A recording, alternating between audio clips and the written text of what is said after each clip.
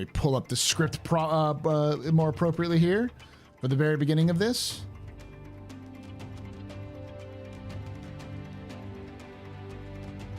All right. My name is Paul Shelley, and welcome to the AstroHistorian.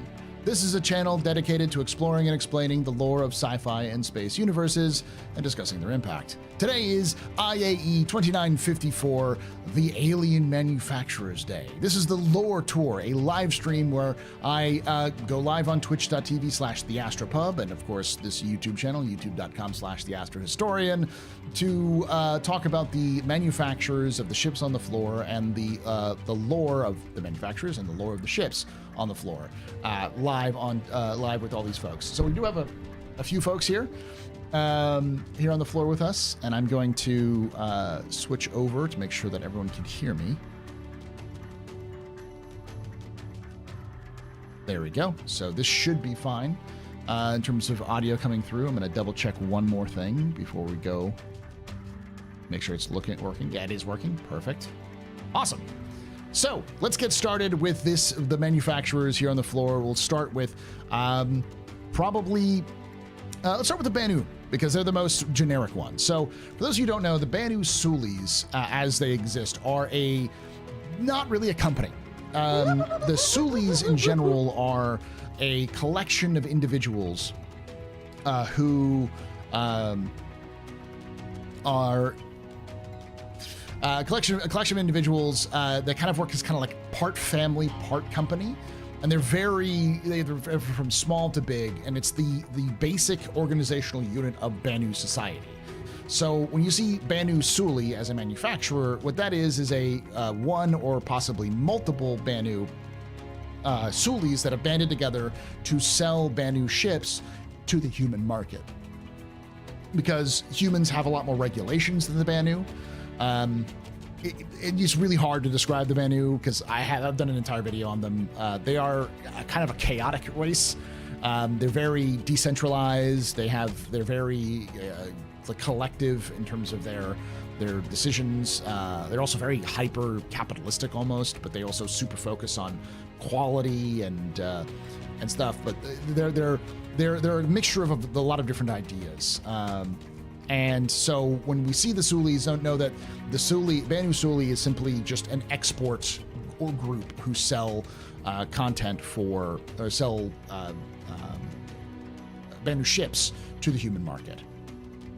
So then let's talk about the other alien manufacturer that's here on the floor, which are the Xi'an manufacturers. I'm going to start with G'tak because they're probably the most the easiest to talk about. They are one of the oldest families in the Xi'an Empire. And I guess I'm going to have to also explain families. So the Xi'an Empire is made up of multiple different groups. These groups are called houses. And these great houses are all under the emperor. And the emperor of Xi'an society is sort of the main ruling body. Thousands and thousands of years ago, when the Xi'an ruined their own planet, their homeworld's destroyed, by the way, because of their own hubris. I believe it's called the Dark. The initial family that would become the imperial family was backed by a bunch of different houses after the disaster that they terraformed their own world with. And that family, who became the first imperial family, granted the house G'tak with perpetual governance over a specific industry in Xi'an society. So each great house in the Xi'an Empire is responsible for a specific industry. And the minor houses are all responsible for smaller industries that then feed the greater houses. So you might have a house that's in charge of farming. You might have a house that's in charge of gathering resources like metals. You might have a house that's in charge of weaving fabric together, or one that manufactures like a textile, then a weaver house. And they all kind of feed into each other, so that like the house that actually makes the clothes is the clothing House Gucci or whatever. They are in charge of multiple smaller houses who feed them materials so that they can function. And their job is to make sure that every member of Bennu society has clothing. So there are certain houses who have, great houses that have higher standing because what they manufacture is much more important. And because House Gatak backed the original emperor, who would eventually become the first reigning lineage of the Xi'an Empire, they have a perpetual right to the industrial manufacturing, spaceship manufacturing. So any ship that deals with industry or trade is House Gatak. So they have been in charge of industry and trade in the Xi'an Empire for millennia, I'll say, several millennia. And as a result, they have been very close to the emperor of the Xi'an. And it's also important to note that the Xi'an lived for a very long time, like at least 400 years, if not longer. 400 to 500 years is not unheard of. So several millennia is only a couple of generations in Xi'an society. So Gatak was keenly interested in humanity after the Cold War with humanity ended. Gatak is likely the company that actually worked with Aopoa, which we'll talk about here in a moment, to negotiate the trade deal with Musashi Industrial Starflight Concern, because we do know that there are whole series ships that are built in the Xi'an Empire. At least at some point it was mentioned that. And the company that would be able to purchase or be able to build those ships, according to Xi'an law, would be Gatak. So Gatak has its own whole series ships, which operates in the Xi'an Empire, possibly also to help, facilitate trade between humanity and the Xi'an. And it's also likely that this sort of trade has influenced their own design language, which we'll see when we talk about the Reily. But know that they're sort of like an industry ship. They're very close to the emperor. Now, on the other hand, Aopoa, the other great house that we'll see on the floor, is new. They're very new and upcoming. They were very scrappy, but their tactics, or their innovations, has completely changed how the Xi'an build ships. Originally, they were up for bid to try to get the license, to get the rights to become the light ship manufacturing, fighters and small ships, that sort of thing, the maneuvering ships of the Xi'an Empire. And they didn't have the best ship for this, and the way that they decided who was going to get this was each house that wanted to bid to have the rights to become the light ship manufacturer would submit a ship, and in kind of a battle royale, they would all fight it out with each other, and whichever ship was the last ship standing would be the one that whosever house would be the one who earns the right of building lighter ships. So Aopoa did not have the best ship, but they did have smart tactics. They painted the Imperial logo, the Imperial sigil, onto their ship. So any pilot who was going up against them would have to at least hesitate, because they know if they fire on that ship with the Imperial logo, it might anger the Emperor, who might just disqualify them for damaging the sigil. So their workaround was try to hit the ship where the sigil wasn't, so they wouldn't destroy it. Didn't work. Eventually, Aopoa was able to get the contract by using this underhanded tactic. Just so you know, subterfuge and clandestine warfare is like what the Xi'an excel at. They are very good at it, because their whole life is clandestine warfare. They are the epitome of 4D chess. Like, that is their life, because it's even in the houses, like minor houses will bid for better positioning and they'll try to backstab the other houses. It's one of the reasons why they ended up destroying their homeworld, because of this intense rivalry between the various houses. And the Emperor sort of facilitates this rivalry a little bit better. So Aopoa eventually would rise up, and one of the things that Aopoa did was they invented the modern Xi'an thruster. their research into how to make ships more maneuverable effectively made what we see as the Xi'an thrusters today, things that make them so dangerous in the UAE military's perspective.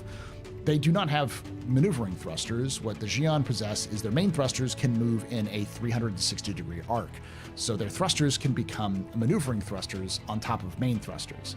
So everything they do can mean that they can have basically instant momentum from one position to another, making them very hard to hit and very easy to avoid. Plus, their technology basically negates most of the issues with G-forces. So you have a ship that can move in any direction at any time in the vacuum of space, and it becomes a very dangerous opponent to try to combat. And that technology was then applied to every single ship that the Xi'an made, including the bigger industrial ships, which makes them more efficient in terms of thrusters, because they're not using a bunch of smaller RCS thrusters to get around. They only have to work on their main ones, so they can reduce the amount of fuel they need to use. So they're very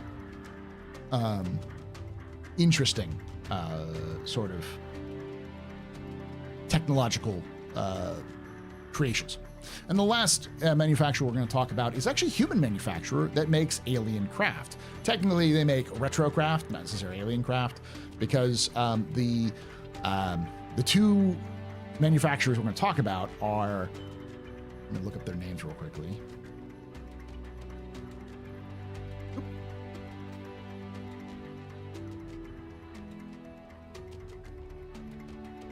Okay. The Engstrom brothers, Jovi and Theo, in 2873. Now, they started off as two brothers who grew up on Terra in the Kazi region of Terra, which is where the quasi-grazer comes from. So they grew up around that region, which is usually very cold. They were fascinated by what has been nicknamed the Atlanteans by the local Terrans on Terra, which was this ancient Stone Age civilization which disappeared long before humanity showed up, which were on Terra. We don't know who they were or what they became, but a lot of their relics are in the quasi region. So they were fascinated by these relics, and they also became, this sort of fascination led them down a rabbit hole of like ships, old ships which were like concept ships which never were made or had limited runs. And so their main focus in life was to find old records of these kind of never created ships and preserve them and categorize them so like they could have a catalog of all of them. And in the process of doing this, they became so well adapted to it that other companies would pay not only to license out these abandoned like schematics, but a lot of older ships needed to get, say that needed to get fixed. Say someone finds like an ancient Zeus, for instance. The Engstrom brothers may be the only ones who actually have access to original Zeus schematics, because that's the kind of thing they preserve. So they made their money off of this sort of preservation and archivists. And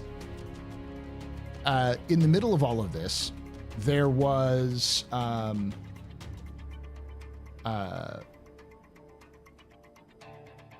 a situation where, because they're really good at sort of alien technologies or like kind of old technologies, they ended up being kind of a alien technology creator, because they had similar sort of mindsets in terms of these sort of archivist the preservations. They were often given schematics or examples of various alien craft, and then were able to dissect and like kind of reverse engineer them. They did this first with the blade, the Vanduul blade, with the help of actually Hurston, Victor Hurston. Victor Hurston was gave the Engstrom brothers his blade because he knew that they were good at these sort of ancient things, and said, hey, can you help me fix this thing? Can you help me like make this work? And so they were able to pull it apart, put it back together and rebuild it, and figured out how to make a blade. And then the UAE came and said, you can make blades? Can you make Vanduul blades for us? And so they started making Vanduul blades for the UAE to work as op for in training missions. And Since then, they've been making, they make a lot of these limited runs of ships for the UEE, specifically when the UEE able to capture things like the Scythe or the Glaive. They take those ships and then they reverse engineer them and then send them back out for use by these Op4 groups. Recently, they've been able to sell some of these older ships because there's a boneyard. Asperia has this boneyard of all of these ships that they like basically sold to the UEE, and the UEE gave them back to them after they were done so they could preserve them. But on top of all of this, Asperia, because of this reputation, they were also brought in to deal with the recent discoveries of the Tevarin. So when the Cabal system was discovered, which they discovered on the main world of Cabal, a complete abandoned but intact Tevarin colony, which dated back to before the First Tevarin War, and had been abandoned sometime after the First Tevarin War, sometime around the First Tevarin War. They had just basically pulled up and left. And when the archaeologists began to excavate this, they found complete intact versions of the original Talons and Prowlers and other Tevarin ships. So Asperia, hiring several Tevarin, native Tevarin sort of experts, worked with them to help retrieve some of these examples, reverse engineer them, and then update them for the modern day, and began to sell them on the market for enthusiasts who are looking for these sorts of things, especially the Tevarin. Like modern Tevarin love to fly the old Talons and the Prowlers, like the modernized versions of them. And it's Asperia who was able to kind of reverse engineer these. So that is what we have for on tap today. Let's turn around and let's kind of look at some of the ships that are on the floor, shall we? Let's go. We'll start with the Defender. So one of the unique aspects of Banu history is that they don't have history. They don't preserve their history. So with the Defender, we know this ship is very, very old. It's actually the first ship humanity ever encountered was of an alien species, was a Defender, flown by a Banu who was known as Jerry. He became known as Jerry. Even though his name is Jerry, he became just known as Jerry, and so they just called him Jerry. He adopted it too. His name is Jerry. So the Banu Defender is a unique kind of ship in that it is, we don't know how old it is, but it is effectively a hodgepodge of all the latest technologies. And because the Banu actually do not save their history, we don't know if this Defender has changed at all in its history because of this addiction to just new and best. They don't believe in preserving history because history is stupid, because preserving the past would mean you're preserving lesser quality stuff when all you need is the best. There's no reason to look backwards, look forwards. This ship is designed with all of the best features in mind. It has Tevarin shield technology, Xi'an thrusters. I think these guns are Banu unique because they're sort of these beam weapons. It has 2 seats on it as well, so kind of a side-by-side situation. And on top of it, the Defender is actually not designed to be a fighter. It's designed to be an escort fighter. It's designed to be able to kite away enemies and get them away from the convoys to let the convoys escape and then escape themselves.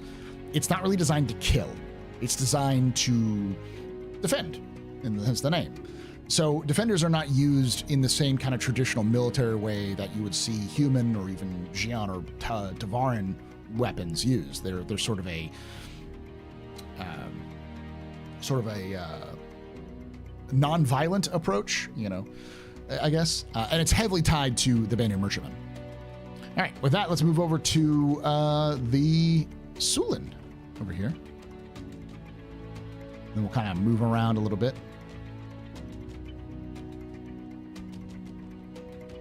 So the Sulin, I don't know exactly how to do this. This is actually a more recent creation. This is G'tak's attempt at creating a ship specifically for the human market, the human starter market. It has a unique aspect because it is vertical takeoff and landing. You would literally sit in a cockpit staring up as you enter. And because the Xi'an technology, Xi'an ships are all vertical, this is that kind of built like a skyscraper rather than built like a traditional ship. Because of the technology about like anti-grav work, these are actual stone. This is actually like marble or something like that. This is actual stone. It's not really defensive. These are just flair to it. But and this is, I believe, a cargo container, so you can actually put like a 1SU crate in here. You can see this over here. This is, as this NPC has discovered, this is a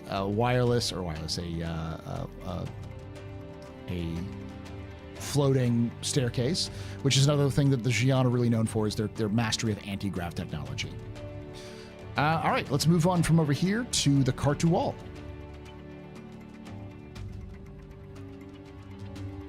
So this is Aopoa, and this is the ship that was also known as the Xi'an Scout. It is one of the most feared ships during the Meser era. It is a very maneuverable craft. You can see when it lands, it's pretty compact, but when it takes off, it's this huge sort of starfish sort of look to it. But it was a ship built before first contact with humanity and became the main ship that humanity would interact with, because these would often be the ships that would first enter new systems, especially if they just found new jump points. They'd also often be on long-range patrols.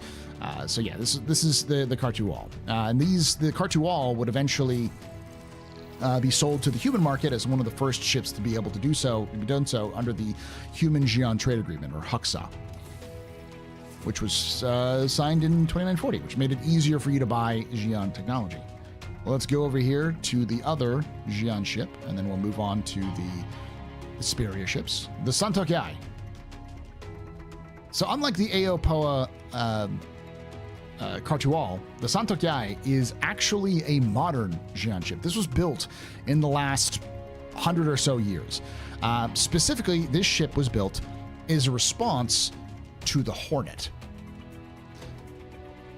The Hornet scared the hell out of the Xi'an because of how efficient it was, how good it was at flying, and all their observations of it said that it was probably easily able to counter most of their ships at the time, their fighters at the time. So they wanted to build a ship that was specifically designed to kill a Hornet, and that was the Santokyai.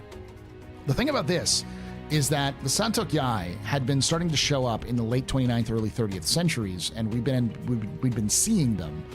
Military intelligence had been seeing them patrolling in areas, and it was an incident that happened where a cargo ship exploded that was being protected by a flight of Santokyais that they had to ditch because the explosion actually had damaged the Santokyai, so they had to ditch on a nearby planet.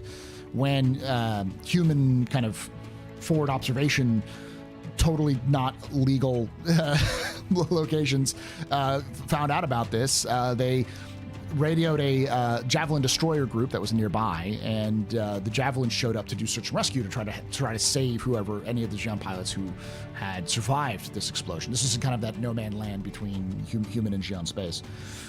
Unfortunately, they were only able to find one pilot. They did find a downed Santokyai, and they tried to, but it was just absolutely crumpled. The pilot was stuck under a bunch of rubble, a bunch of wreckage, and so the search and rescue teams attempted to cut them open to save them, but because they were unfamiliar with the ship design, when they cut it open, they accidentally breached a fuel tank, which caused an explosion, which killed the pilot and the rescue team. But they were able to save one pilot who had managed to ditch and get out and was running towards their squadron mates in the cold, because this was like in sub-freezing conditions. They were able to rescue them, bring them back on board the Javelin, and then take them back to the Xi'an space to kind of rescue them. So with that, humanity had their first chance to examine these top secret brand new medium fighters.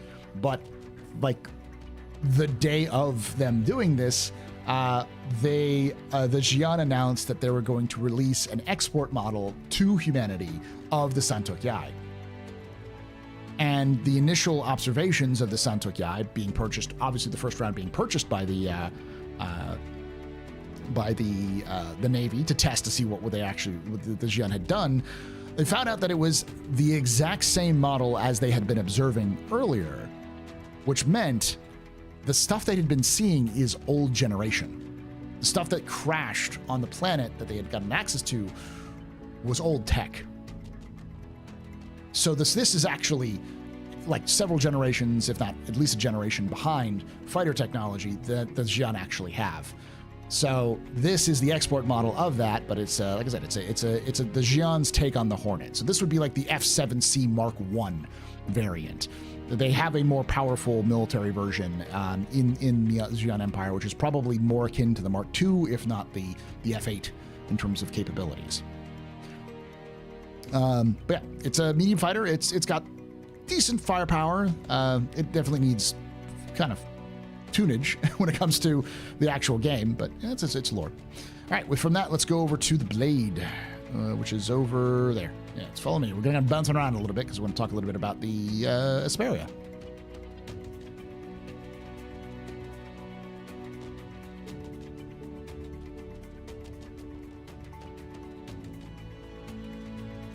I thought the Car 2 was the bane of all Hornet pilots. That lore changed when the game. I don't know if that was the case. It's always been the bane of like Gladius pilots. But all right, so the Blade. The Blade is interesting because this is the first ship humanity ever actually encountered of the Van Duel. It has been updated over the years. The Van Duel have been upgrading their ships to counter human ships.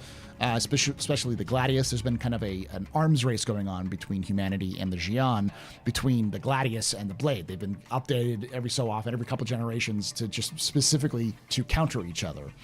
And like I said, this is the first alien ship that the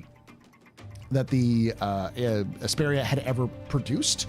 And the key thing about this is that after the attack on Vega, they got the permission to sell these vessels to these older versions of the Blade that were sitting in their boneyards to Frontier Militia, so that if they wanted to have either like maybe a training device or even just something to defend them. This is not without controversy, because when the first round of Blades came out, there was some confusion when a human-piloted Blade was arriving on Terra.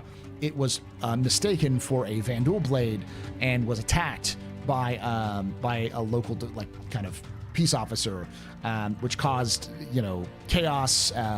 Caused, I think, a lot of people to die because the Blade would eventually crash into another ship or crash into the attacking ship, and it was bad. It was a big sort of blowout of like, why are you doing this, Asperia? But yeah, you can purchase these from Asperia. They are typically limited in their quantities. They do have a lot of them built. So, all right, from that, let's go over to the Glaive.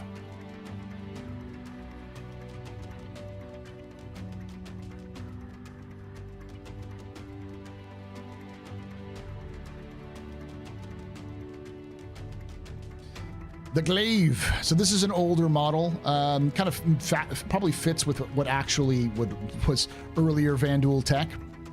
The Glaive is a ace pilot ship. The Van Duel aces are the ones who use Glaives. It's a heavy fighter. It's effectively a scythe, but they copied the heavy wing section on both sides. And these ace pilots are issued these because of how the Van Duel society is structured, which is meritocracy. So the best of the best get the best of the best. So if you're proven to be a really good Blade pilot, you get upgraded to a scythe. If you prove to be a really good scythe pilot, you might get a Glaive, and you work your way up from the bottom if you are good at combat. So they have kind of this sort of martial quality to them. These are pretty well known as being very dangerous vessels, and they're also fairly intimidating when you see them. But of course, they are being sold similar to the Blade because these are older models that are outdated compared to the more modern Vanduul craft. With that, let's talk a little bit more about the Tavaran ships. Again, another Hesperia classic.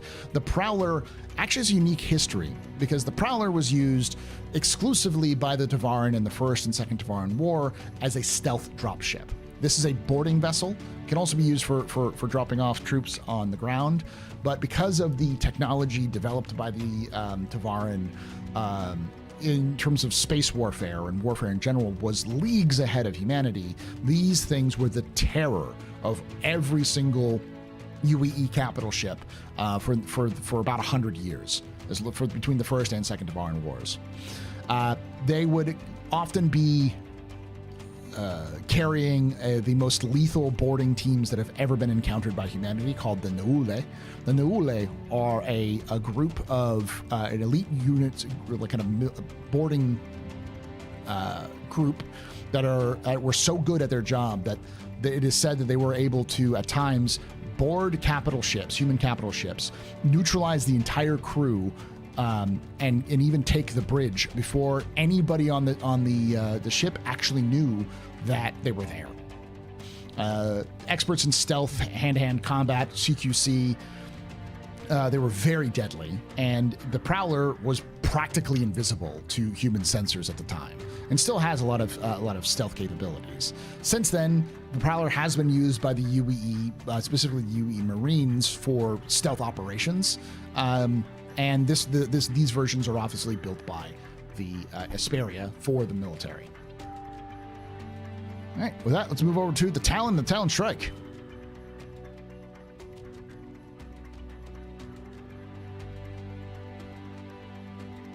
The Talon.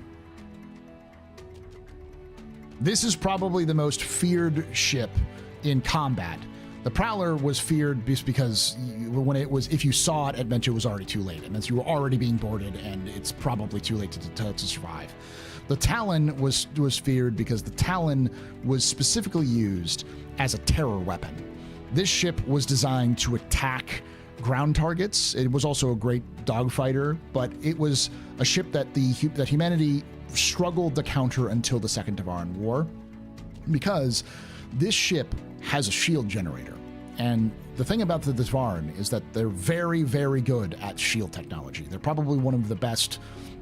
Their shield technology is probably better than any other species out there, which is why we stole it and use it exclusively for our ships. But they were able to miniaturize the shield technology to such a degree that it was super efficient and could be used with onboard reactors, which at the time of the First Tavaran War, to give you context, the Perseus didn't even have a shield generator. It was too small for a shield generator. The Perseus is like 90 meters long. It's almost the size of a hammerhead, 90 to 100 meters long. It's almost the size of a hammerhead.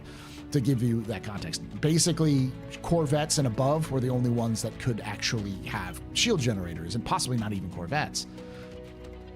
So when humanity bumps into the Tavaran and goes to war with them, they're effectively SpaceX capsules, modern, like 2-day modern space capsules with 50 caliber strapped to them, versus this. they didn't stand a chance. So the Talon was the cudgel that taught humanity how to fight in space. And it was the study and kind of reverse engineering of the technologies that built the Talon that would eventually go to the creation of the Gladius. And it would take the Gladius to actually counter the Talon when it actually when it was finally during the Second Tavaran War. But it was said that these ships have a unique screech when they enter atmosphere, and they were almost exclusively used outside of dogfighting for terror attacks against civilian targets. They would swoop down and attack civilian targets to try to pull the UAE away from any kind of combat. And so they were used with hit-and-run attacks to attack vital military locations, and of course, any civilian targets they could find to try to sow discord amongst the enemy. So these, like I said, are terror weapons, and none more so than the Shrike. While the First Tevarin War was pretty bad, the Second Tevarin War was even worse because the Tevarin were no longer being led by just sort of a political, ideological faction. They were being led by a religious extremist, and Korathal. Korathal believed that it was effectively manifest destiny for the Tevarin to retake their homeworld because their philosophy demanded it.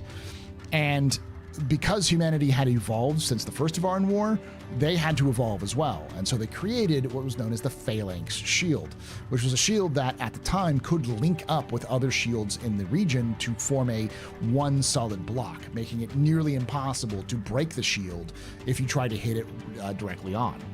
But because of the development of things like the Gladius, the Tevarin needed some way to break humanity's new technology, which was the Shrike. This is a basically all missile version of the Talon.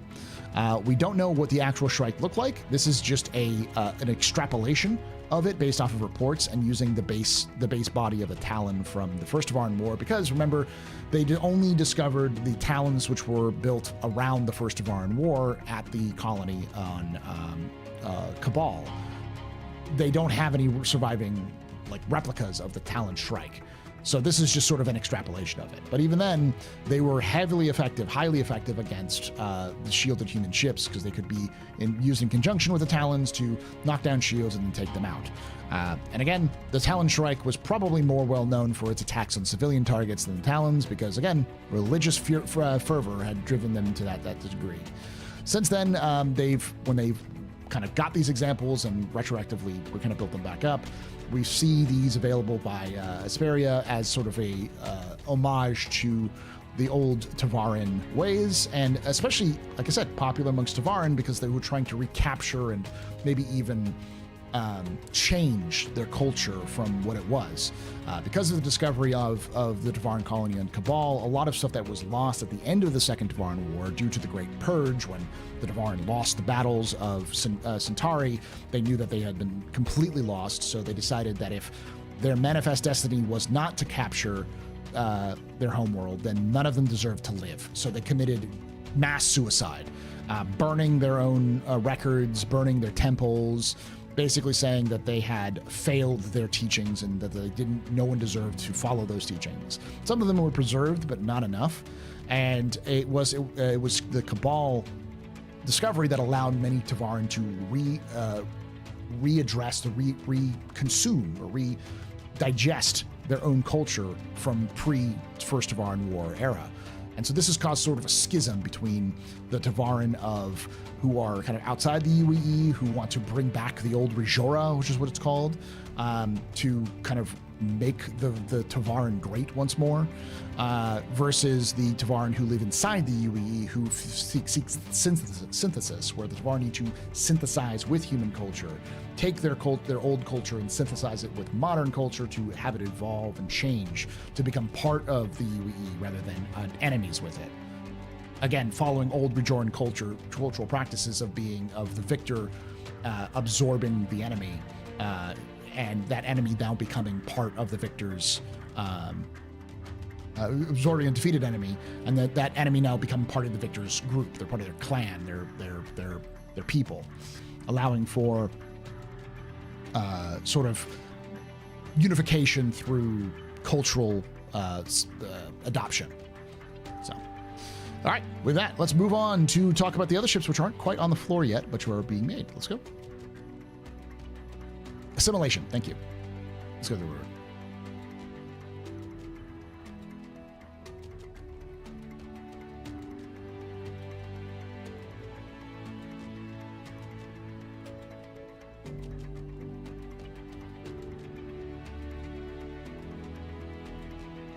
Ship here. Aha!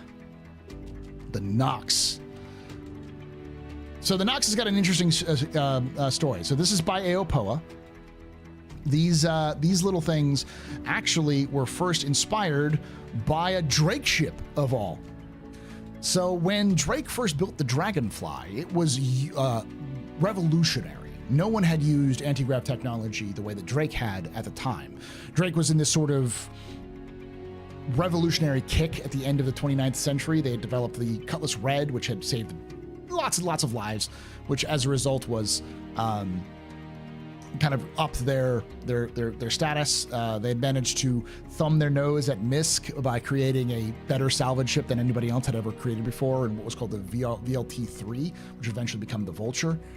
And they'd been doing their technology team. There's a technology kind of computer components parts, which I can't remember, it's like NAV3 or something like that. Their team was absolutely like cutting edge. They were able to do things that nobody else at the time could, because Drake had given them just basically carte blanche to do what they needed to.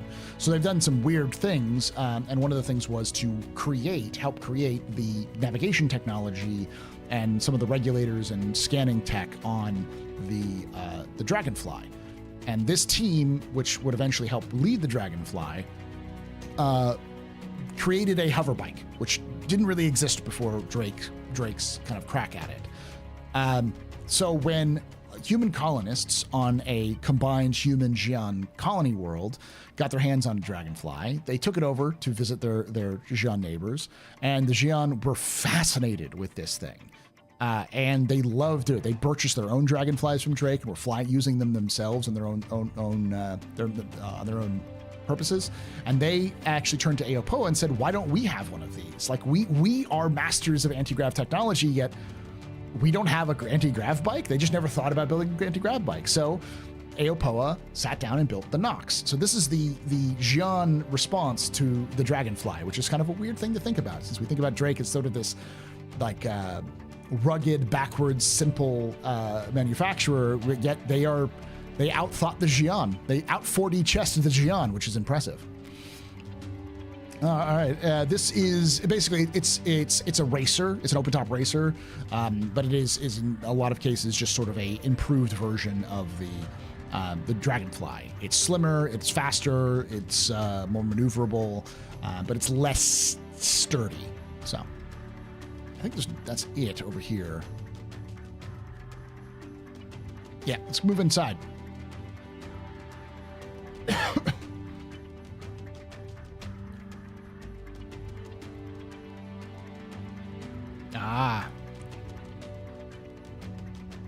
Here we go. The Banu Merchantman. So the Banu Merchantman is a Suli ship. If you remember me talking about how Suli is sort of the basic unit of organization in the Banu society. It's like a part family, part company. Most Sulis would have at least one of these to operate their operations out of, to do their operations out of. As a result, it has lots of social spaces. It has a hangar bay for a defender. It has large amounts of cargo. It has its own shops to be able to sell its goods. And it even has weapons to defend itself if it need to. We don't know how old the Banu Merchantman is, but it's likely one of the oldest ships that the Banu have ever created. And they're very valuable assets to the Banu. They do sell them to humans, but these are also export versions, so there may be different versions inside the Banu Protectorate as well. All right, let's move over here. And of course, the Reily. So it's my theory, it's not fully confirmed, that the Reily over here is actually a Xian attempt at building a whole sea. It works just like the whole sea does. It has exterior cargo. It has special Xian triangular pods for cargo. And it has an interior for crew access with probably more guns than the whole sea is. But since they had access to the schematics of how the whole series is built, Ghatak took that schematics and then kind of synthesized it and made it their own version of it. So this is also the first ship which was built from the outset to be an export version. It has multiple different living conditions inside of it, including human accommodations, Xian accommodations. I think even Tavaran and Banuk accommodations are considered in this as well. This is an export ship.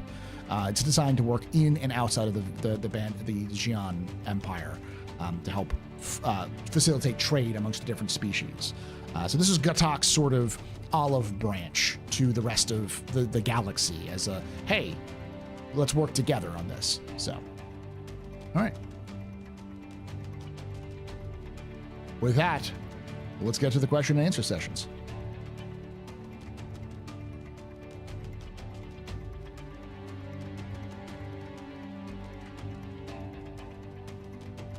In lore, the BMM is passed down through generations, just like in real life. Well, actually, that's old lore. It's been retconned because they don't have generation concepts because of how Sulis are. That was before they had the concept of Sulis, which have changed. So there's been a lot of retcons of the Xi'an, the Banu, the Devarin, and the Vandul over the years. Like, for instance, originally the Vandul were just a straight-up salvager species, but they didn't like that aesthetic, so they became more biomechanical. Things have changed. So. Yeah, I know you're poking fun at development. But don't conflate old lore with the memes. Any questions from the chat or anyone here on the floor? Let me know. I can do my best to answer you.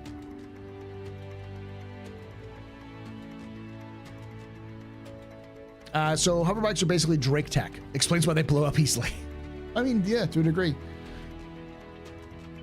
Let me look up the name of that because I have my script up here.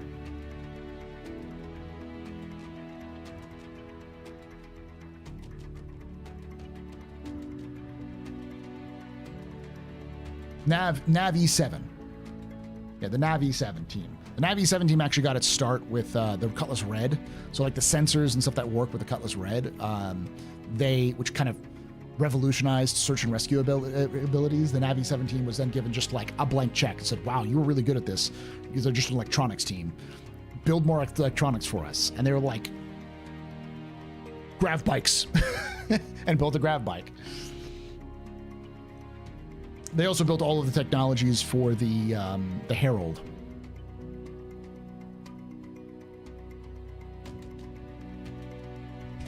Do the Xi'an have race scene as in as they made the race bikes? It's unsure. I'm unsure. They may have a race scene now because especially there's a whole subculture of Xi'an who are basically human Xi'an. They're Xi'an that respect human culture and want to see the Xi'an move towards something similar to human culture. And so having rebellious, 50-year-olds, because remember, Xi'an live a long time, who may be adapting to human culture, so they may end up be the ones who have these sort of race scenes. There are also outlaw Xi'an, so, and Xi'an who live within humanity. We do know that the Cartual was actually won a Murray Cup at one point, so I'm assuming that they do have a race scene.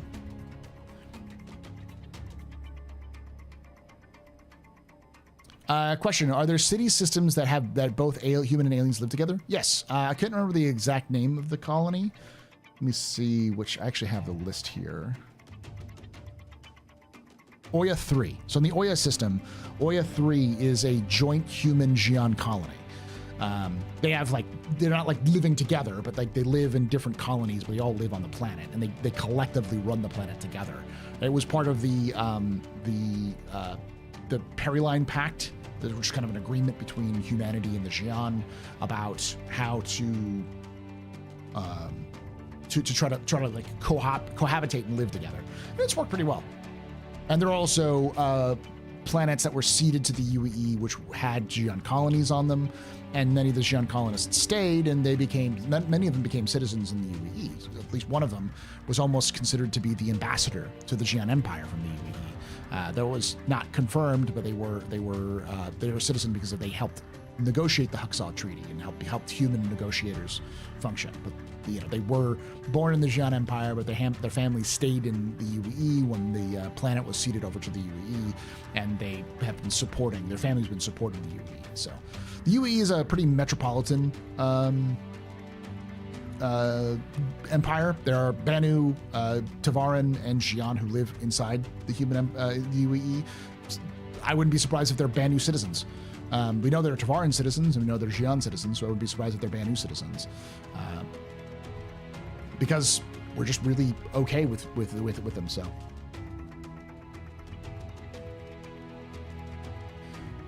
Question, what's that giant tongue thing on the BMM? No idea. Question: will there be like a Reily salvage ship? I couldn't tell you. I assume at some point when CIG probably wants to do like the expansion they'll do for alien species, maybe. But we're talking years away. What'd you say on the alien tax? How is this justified? Is it because they are supposed to be rare due to their alien origins? I mean, I couldn't justify it in CIG's own sense. I think the idea is that they are justified because they would function as sort of an import tax sort of thing. Because of their alien origins, they're going to be a little bit harder to find, or they'll be more expensive in game, so they justify selling them more in general. Wait, Xi'an Weebs? Yes, there are Xi'an Weebs. Question: how would you like to see a new alien ship, and what species? I'd like to see the Tavaran Jackal. It is the kind of inverse of the.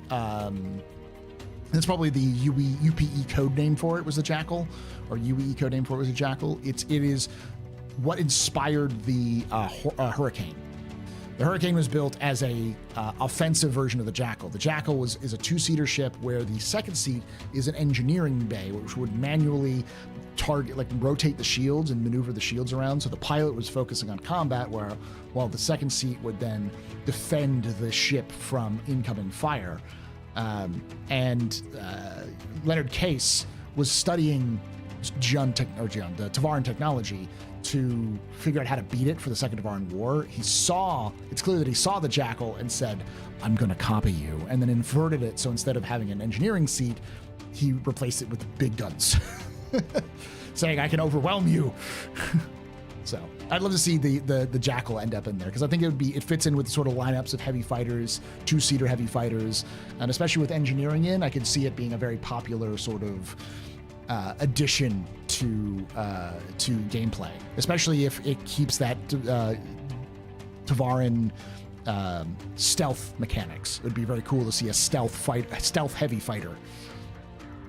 Do Xi'an have capital ships? Yes, we have some concepts of them. They're very old.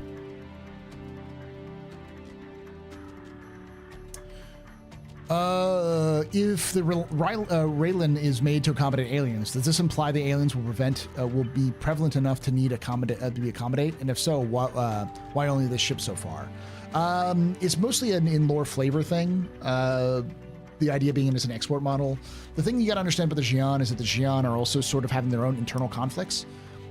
There are some Xi'an who want to sort of adapt to the changing environments around them, to kind of, work with the galaxy, and there's others who want to keep the traditional ways going, in fear that if they change their ways, that they will end up being in another situation with like the Spirit Wars, which is where they're fighting this ancient enemy of theirs called the Kurthak, who they've been fighting for 1,000 years and losing, frequently losing against. So they don't want to be in a situation where they're going to run into that if they're too open again. So this is sort of like back and forth. Are human ships also sold to various alien species? So potentially they could see this them with something like a Hull C. Yes, the Hull C does exist in the Xi'an Empire, last we heard. Banu fly human fighters and human ships all the time, because it's just, if it works for them, it works. So the Tavaran, basically anything that's built for the human military is also built to accommodate the Tavaran. So the Tavaran because the Tavaran are also serving the human military. So every spacesuit, every weapon, well, I mean every weapon, but every like control surface and every weapon is designed to also function with Tavaran anatomy. So luckily they're very similar to humans, but very smaller. So the UE is willing to subjugate themselves. Okay. Go through this. Has alien species taken human ships and modified them to suit them better, making them an alien variant? Yeah. We haven't had any specific examples of that other than the Hull C, which specifically they took the Hull C schematics, the G'tak did, and then built their own versions of the Hull series, A through E probably, A through D at least, for the Xi'an. You have Tavaran tank. There is mentions of a Tavaran tank as well.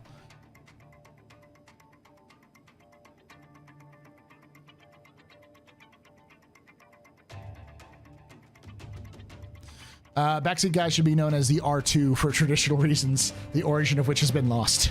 R2 or Goose. I can't wait for 30th Century Ninja Turtles using Xi'an actors. Now, just to answer some basic alien questions, CIG has said that they plan on having playable alien species. They said it way back in like 2015, 2016, and recently, about a year ago, they reaffirmed that they are planning on doing playable alien species. But they've also said way back when they originally talked about it, they said it's going to be a paid expansion. So I wouldn't expect playable alien species until post 1.0, and it's likely going to be something you have to pay for on top of your current package to get access to it, because they don't want to do just alien species. They want the alien species to have their own starting locations, to have their own mission chains, to have their own like story behind them. So my theory is that we'll probably see a Tavaran as a free expansion, so everyone can play as the Tavaran, and then they'll have a paid expansion which includes the Banu and the Xi'an as playable species. Not Vanduul. I don't think you'll ever be able to play as a Vanduul. Maybe at the end of the life run, but yeah. So yeah, that'll probably be a 2.0, a Star Citizen Live 2.0, or like release 2.0. Do the alien species have a special ship weapon techs? Yes. The Banu have particle guns, like special particle guns that basically beam weapons that are super efficient. Probably taken from the Vanduul, honestly, because I do trade with Vanduul. And because the Vanduul love their beam weapons. I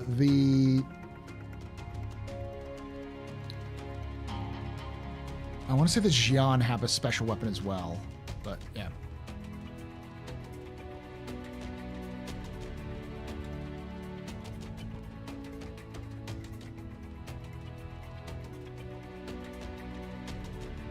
Didn't the Xi'an get pissed at humans for trying to find the Krthok?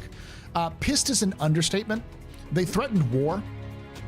Like, so several classified human senators were caught by the advocacy by paying for a ex-con turned reformist, like kind of like turning his life around, turning into an explorer, to try to get through Xi'an space to contact the Krthok. And if the advocacy knew about it, then the Xi'an knew about him before the advocacy did, because they have extensive intelligence networks. Remember, that's their whole species. It's their whole gist. If you're not smart enough to think 4 moves ahead, you're not going to survive in Xi'an society. And so by the time the pilot got 2 or 3 jumps in, he was captured and held for ransom. And when the outrage came about this private citizen being captured, the Xi'an basically said, he's a spy, and we're going to treat him like a spy. And the UAE stepped in and was like, you can't just execute a private citizen because he's in your space, especially not talking about us. And they said, try us. Like, it was brinksmanship. Like, both sides were ready to throw down. After the Cold War had ended, both sides were suddenly about to start a hot war over a dude going through Xi'an space. That's how serious they take the Krthok. And it took like months of negotiation to kind of ease down the tensions between the humanity and the Xi'an. But it was happened in the 2940s. It was the last time a lot of the ready reserve forces of the UAE were called up. So before the Vanduul conflict. So.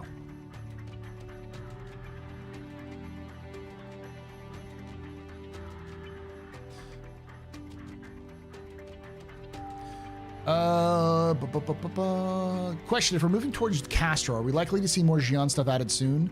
Considering Xi'an character models and Xi'an ships are in Squadron 42, I wouldn't be surprised if we got Xi'an stuff added when we got the Vanduul stuff added after Squadron 42. So yes, I think we're going to see the Xi'an added in terms of models, characters, sooner than later. For those of you who don't know, Area 18 actually has a Xi'an consulate in it. So probably in the IO North Tower would be where you'd see that consulate. But there like in lore, there should be extensive numbers of Xi'an flying around the Stanton system, let alone Castra.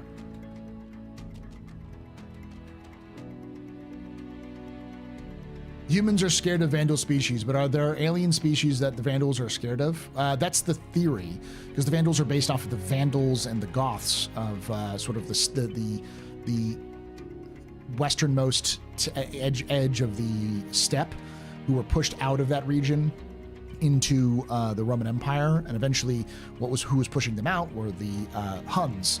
So the theory is if the Vandul are the Vandals, then we're the Huns. There's something that's pushing the Vandal out of their traditional lands into human space, so there's got to be something meaner than the Vandul who are on the other side. My guess is that's a Star Citizen main plot point, or a single-player plot point for a follow-up to Squadron 42.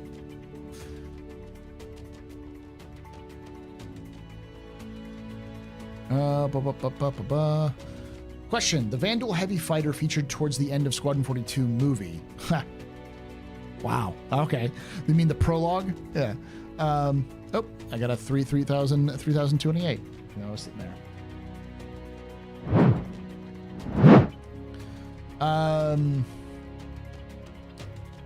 Movie. Do you have anything on that? It looked incredibly overpowered. Yes. I forgot the name of it, but it is why the F8 exists. It'd be interesting to learn why we didn't have those. We didn't see those ships during the battle anywhere.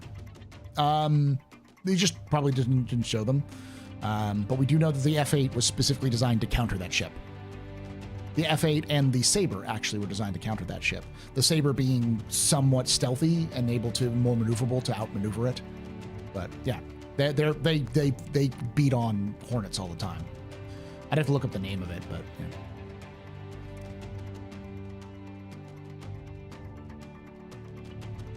My guess is, if you want a lore explanation as to why we didn't see a lot of that heavy fighter being used, because it's clear that by the use of the new clan leader having access to it, it's probably just like a lot of ships in Vandal society, meritocratic.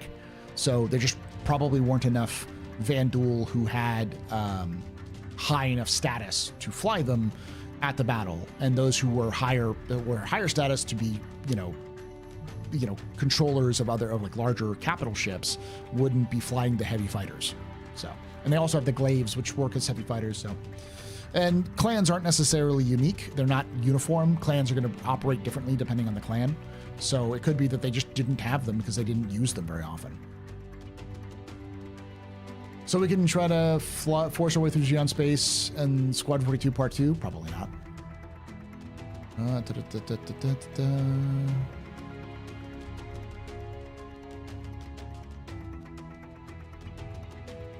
Yeah, I got booted for not moving around. Last two questions here. Has there been any joint military operations between the UE and the Xi'an? In lore, no. They've come close, but never directly.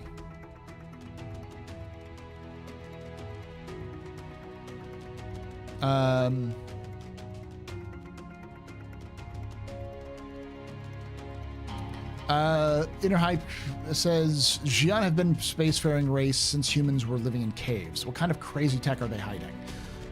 They're also much bigger than humanity. It's heavily implied that their empire dwarfs, they're probably 4 times the size of human space.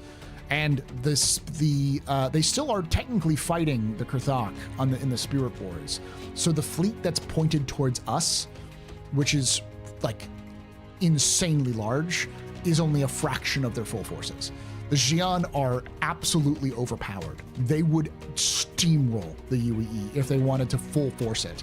But to use a Warhammer 40k example, humanity is the Tau, and the Xi'an are the Imperium.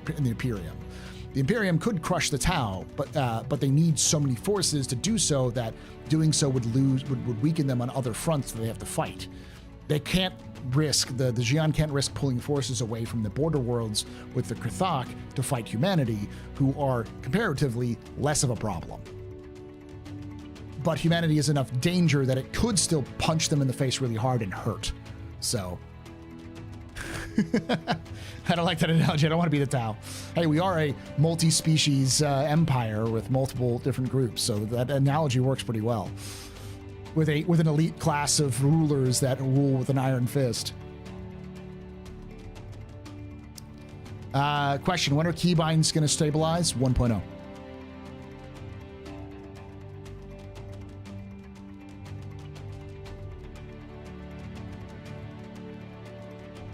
Who would be the Necrons?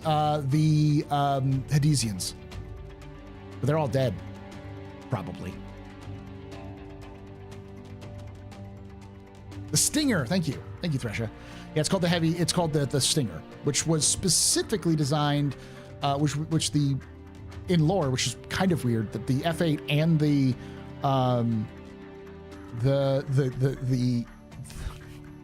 the Saber was designed to counter.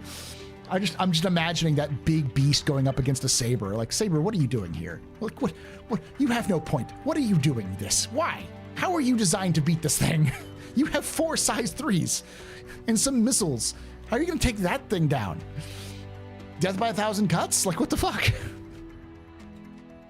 How many humans are there? We have numbers in the trillions.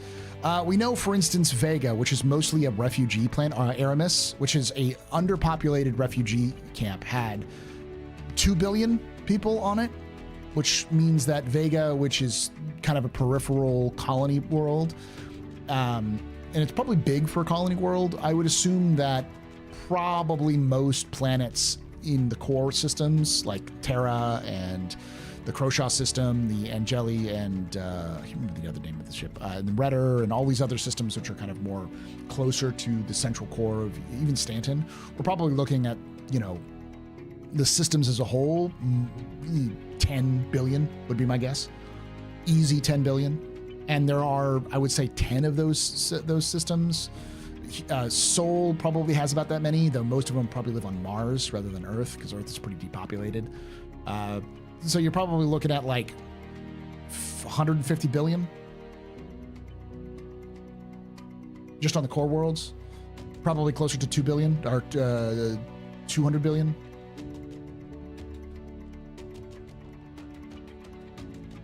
What type of civilization would be the Star Citizen civilization Kardashev scale? What kind of? I'm not too familiar with the Kardashev scale. I know what it is. I don't know the actual classifications, but if I remember correctly, we're at 0. 1 would be able to harness the entire power of our sun.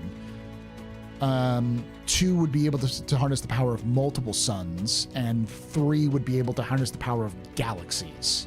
Right? Star Citizen civilizations would be something like 0.5 rather than a 1. So like somewhere between, like about half between 0 and 1. And the Kardashev scale isn't really accurate. Like humanity in the Star Citizen universe and civilizations in the Star Citizen universe have power over gravity. They have the ability to generate power from fusion technologies. They have the ability to warp matter, warp the density of mass, warp mass at a snap of a finger. Like even the basic travel technologies in the Star Citizen universe are vastly superior to anything we have today. And they're on the hands, they're so common that they're commercially available. So the Kardashev scale doesn't really work because in theory, I would say that's like a 1, but they don't actually harness the power of suns because they don't really have to harness the entire collective output of the sun.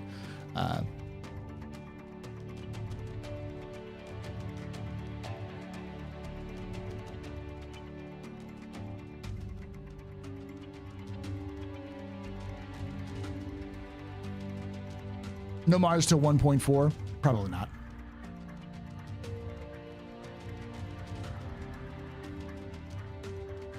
Yeah, Star Citizen is too small, and the way it's built is more narratively convenient. Like, does it make sense that humanity would have expanded into space and not done any, like, O'Neill cylinders? No. There should be space colonies well before there were like full Martian colonies, especially to harness the asteroids and other resources from space, and especially with the problems of things like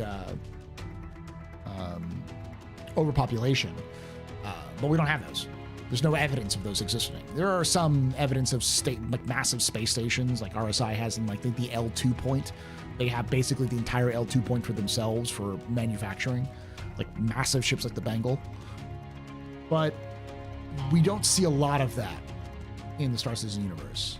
So, like, it doesn't really follow what you'd see logically. See, I said there's going to be no 2.0. But by Star Citizen 2.0, he means no. There's no Star Citizen 2.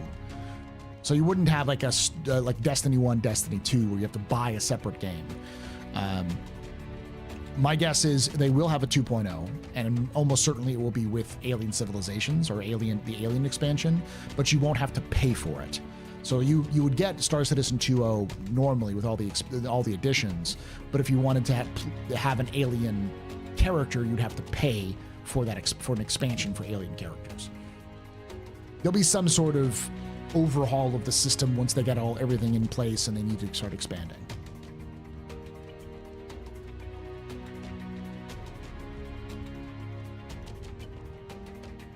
We randomly unlocked terraforming before we could make mega structures in space. Basically. Does that make a lot of sense? No, but it works with the narrative that CIG wants to craft. It's that sort of, 80s tape futurism sci-fi. Yeah, new Alien starter ships, Alien starter pack, yeah. I didn't believe that in the first place. But yeah, I mean, what Chris was trying to say when he said there's no Star Citizen 2 was mostly that he didn't want to have a separate SKU. Like, he didn't want to split the community into, oh, you have the first version, now you need to buy the second version. Like, they're going to constantly build. Like, 1.0 is not the end of the universe. It's not the end of the game. It's just the beginning of what they're planning on doing beyond that. Do you think they're going to give us some news in the BMM today? It's too late for that. We wouldn't have any more information. But they are giving a discount, significant discount for the BMM, so.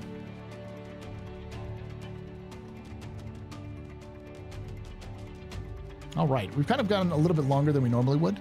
Thank you for joining us, by the way. If you did enjoy this, hit that follow button here on Twitch. And if you're on YouTube, especially watching this after the fact, make sure you hit that like button. It really does help tell the algorithm to promote these. Comment down below as well.